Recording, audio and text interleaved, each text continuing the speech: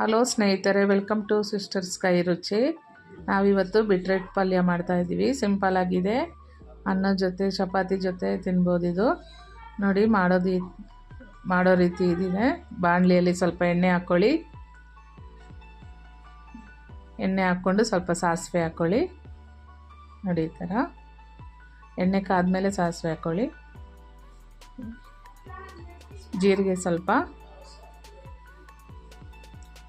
ಕರ್ಬೇವಿನ ಸೊಪ್ಪು, ಈರುಳ್ಳಿ, ಒಂದು ದಪ್ಪದೊಂದು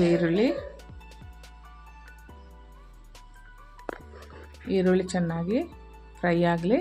ಫ್ರೈ ಆದಮೇಲೆ ತುರಿದು ಇಟ್ಕೊಂಡಿರೋ ಬೀಟ್ರೋಟನ್ನ ಹಾಕ್ಬಿಟ್ಟು ಹಾಕ್ಕೊಳ್ಳಿ. ಅಷ್ಟು ಚೆನ್ನಾಗಿ ಕಲಸಿ ಬೀಟ್ರೋಟನ್ನ. ಇದಕ್ಕೆ ನೀರು ಹಾಕಬಾರ್ದು, ಹಂಗೆ ಬೇಯಿಸ್ಬೇಕು. ಇದನ್ನು ರುಚಿಗೆ ತಕ್ಕಷ್ಟು ಉಪ್ಪು, ಸ್ವಲ್ಪ ಗರಂ ಮಸಾಲ, ಸ್ವಲ್ಪ ಪೆಪ್ಪರ್ ಪೌಡರ್ ಹಾಕ್ಕೊತಾ ಇದ್ದೀನಿ. ಚೆನ್ನಾಗಿ ಮಿಕ್ಸ್ ಮಾಡಿ ತೆಂಗಿನಕಾಯಿ ತುರಿ ಹಾಕ್ಕೊಳ್ಳಿ. ರುಚಿಗೆ ತಕ್ಕಷ್ಟು ತೆಂಗಿನಕಾಯಿ ತುರಿ ಹಾಕ್ಕೊಂಡ್ರೆ ತುಂಬ ಚೆನ್ನಾಗಿರುತ್ತೆ. ನೋಡಿ, ಇವಾಗ ಬೀಟ್ರೂಟ್ ಪಲ್ಯ ರೆಡಿಯಾಗಿದೆ. ಒಂದು ಸಲ ಟ್ರೈ ಮಾಡಿ ನೋಡಿ.